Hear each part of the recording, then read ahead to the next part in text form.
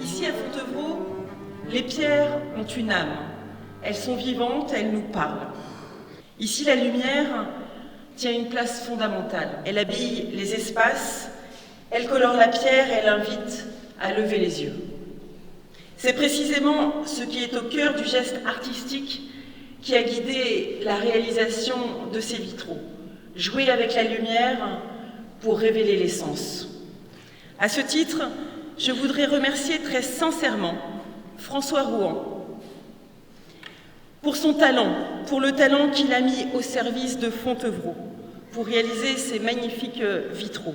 Fontevraud nous fait vivre des moments rares, ils sont précieux, chérissons-les. Merci de votre attention.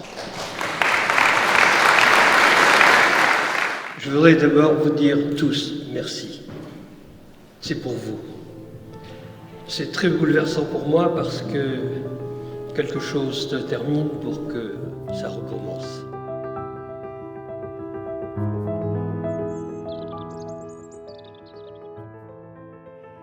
J'essaye de faire quelque chose qui négocie entre ma réflexion personnelle et surtout qui essaye de se tenir à la hauteur de ce qui est là.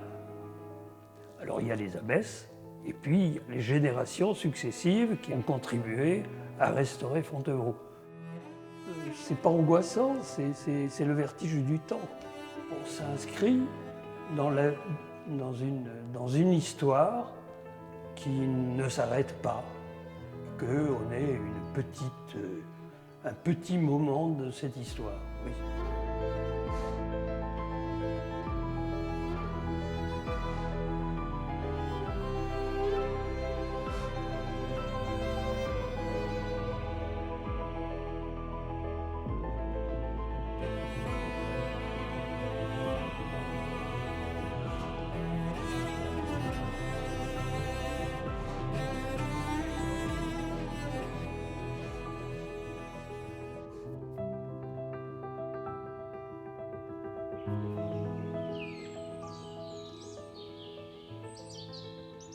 L'abbaye de Fontevraud a toujours eu des personnages emblématiques. Le premier étant Robert d'Abbessel, mais on parle d'Aliénor d'Aquitaine, on parle de grandes abbesses, on parle de grands personnages qui ont construit et qui ont travaillé à l'évolution de cette cité. Et si aujourd'hui on a un bâtiment aussi majestueux, aussi monumental, c'est parce qu'il a été porté par ces grands maîtres d'ouvrage, ces grands personnages. Sûrement que lorsque, au XVIe siècle, René de Bourbon décide de modifier la salle du réfectoire, qui avait un aspect roman, elle le fait avec une architecture de son époque. Voilà, elle a cherché vraiment à faire une œuvre de son temps. C'est un peu particulier Fontevraud, parce que c'est à la fois, quand on le visite, on a l'impression de quelque chose de très homogène, parce que ça a été très restauré, c'est très blanc. Et à la fois, c'est un site assez complexe. On récupère finalement un bâtiment avec son état existant. Alors d'abord avec un état sanitaire, qui est la première raison d'une restauration. Et puis après, très souvent, on doit profiter d'une restauration pour des questions de conservation, pour le mettre en valeur. On est héritier d'un patrimoine qui est là depuis plus de 900 ans, donc il nous dépasse. Et donc on doit être à son service. Pour moi, le meilleur moyen d'être à son service et de pouvoir le transmettre aux générations futures, c'est de le révéler d'une nouvelle manière, originale, avec les artistes et avec la présence des œuvres de l'esprit. Le geste des artistes contemporains, il est essentiel parce qu'il permet de rendre visible ce qui est invisible aujourd'hui en fait. Il faut vivre avec son temps. Donc on ne va pas se mettre à faire des copies, des imitations, des ersatz, surtout lorsque l'on n'a pas ou peu de modèles.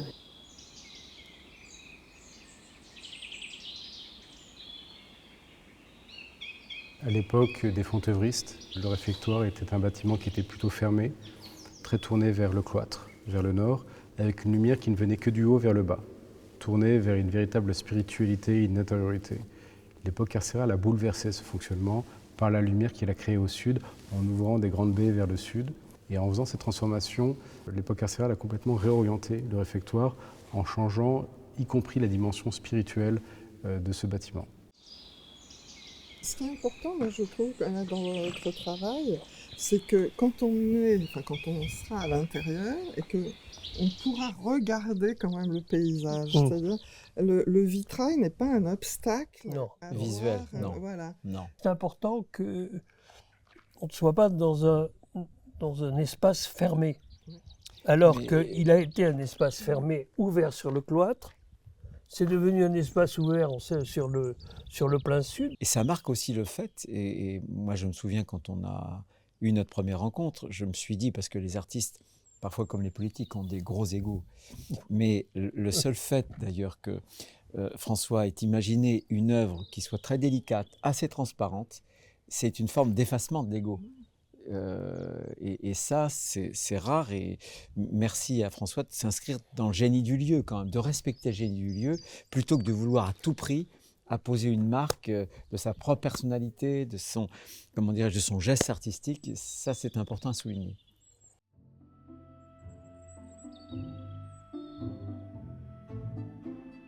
Au cours de la conception de l'œuvre, il s'est posé la question d'essayer de renouer avec l'histoire, pas de rétablir une histoire, c'est pas forcément la volonté.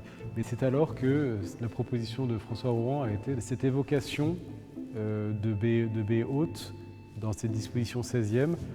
Ce qu'apporte l'œuvre aujourd'hui, c'est extrêmement intéressant parce que le fait de refermer visuellement la partie basse des baies par le dessin, par l'œuvre, pour valoriser la partie haute à la fois des baies au sud et de travailler sur une œuvre miroir sur la partie nord en restituant le volume des anciennes baies, raconte une histoire qui a aujourd'hui disparu physiquement.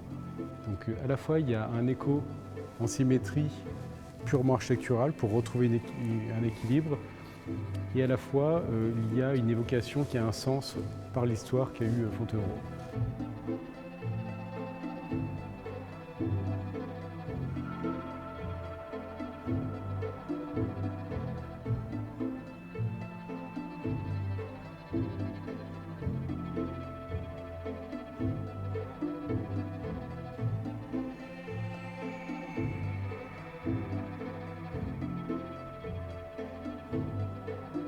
Cette œuvre artistique a été d'abord le fruit d'un dialogue qui a été fait entre nous, acteurs de l'abbaye, que ce soit à la région, que ce soit à l'État.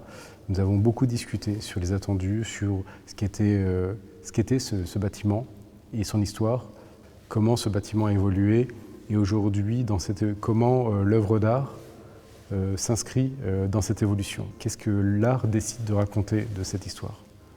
Et en cela, c'est une véritable réussite par ce dialogue, parce que cette œuvre est une expression très fine de ce dialogue humain et de ce dialogue architectural.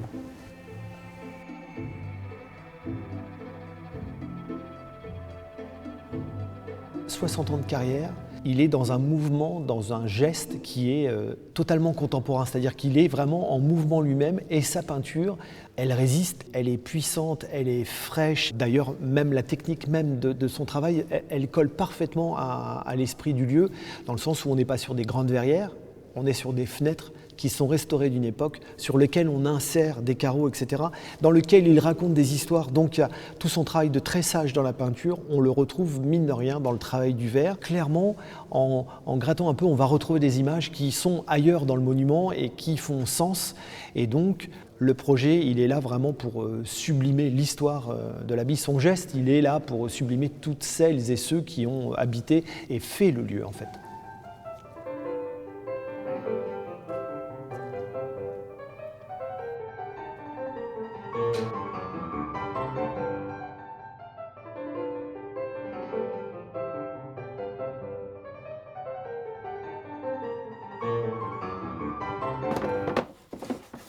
Ce sont des choses de 1965-66, c'est travaux d'écoliers.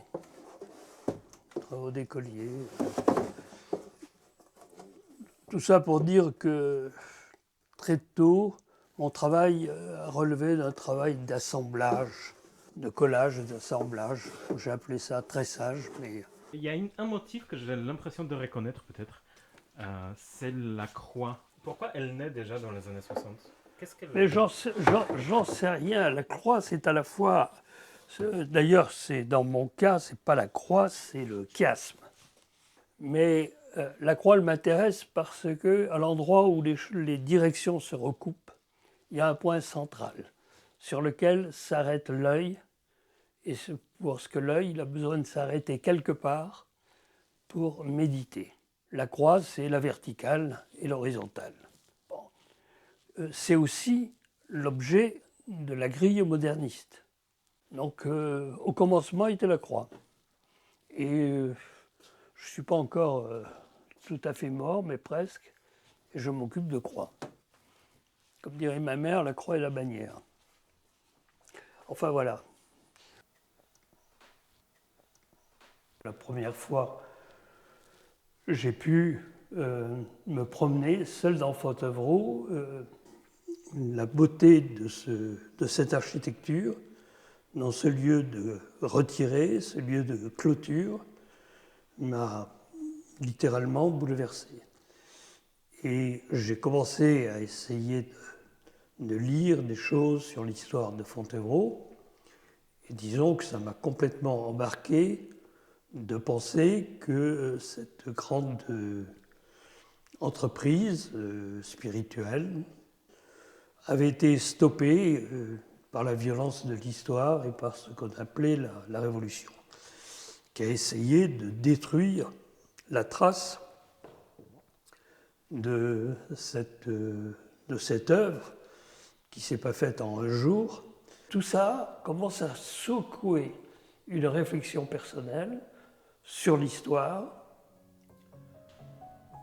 Ce qui m'a frappé, c'est qu'on me demandait d'intervenir par un travail sur verre sur la paroi sud, et qu'au fond, cette paroi sud, c'est la résultante de l'adaptation de Fontevraud à une utilisation pour le moins profane, à savoir celle de faire une centrale qui allait devenir un lieu de production.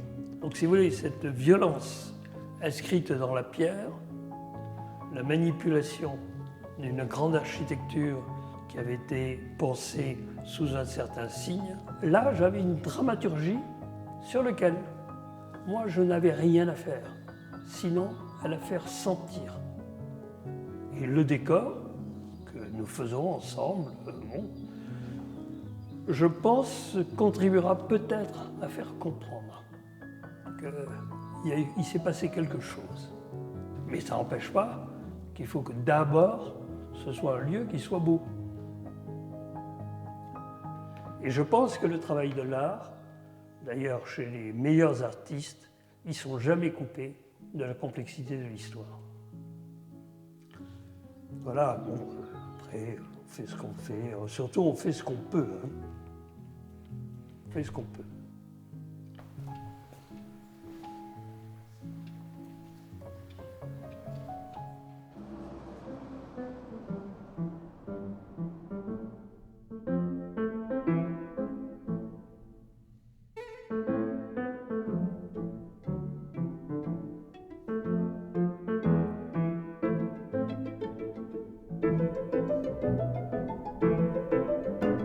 Notre place dépasse le simple geste de l'artisan.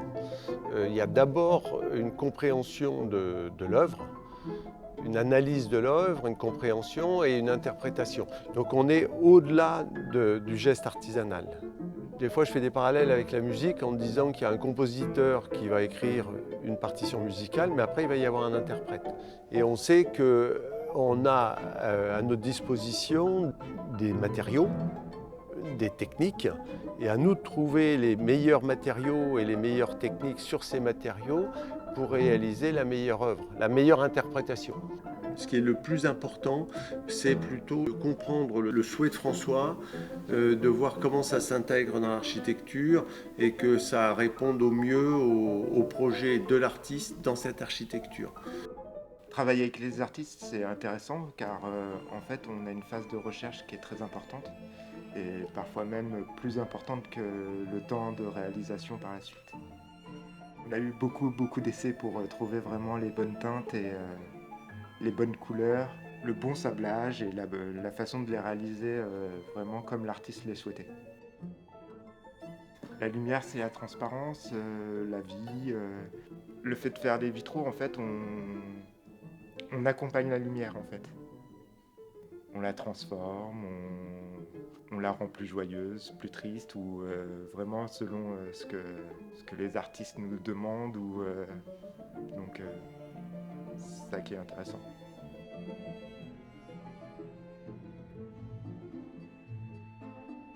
Alors là, on est sur un système de phase 3 couches avec les peintures à base d'huile de lin, 100% huile naturelle. Voilà. Elle demande un gestuel plutôt appliqué parce que c'est une peinture assez grasse, qui est chargée en huile, hein, bien évidemment. Donc elle a un geste, il faut la travailler différemment d'une peinture, je dirais, basique ou acrylique, quoi. Voilà. C'est des peintures à l'ancienne, en fin de compte, voilà, et c'est plutôt agréable à utiliser comme peinture. Le chantier, il a deux couleurs. Il a la couleur extérieure qui est un beige mayenne, et l'intérieur, c'est un mélange malouinière de deux teintes. Voilà, donc ces deux tons-là. Des beige néogotiques et quincampoix, en fin de compte, qui vont être mélangés à 50% pour donner la teinte finale intérieure. Voilà. Donc là, on est sur la phase de première couche, et le vitraliste, après, posera les vitraux. Il fera ses mastiques et nous, on interviendra sur la phase de finition, sur la troisième couche.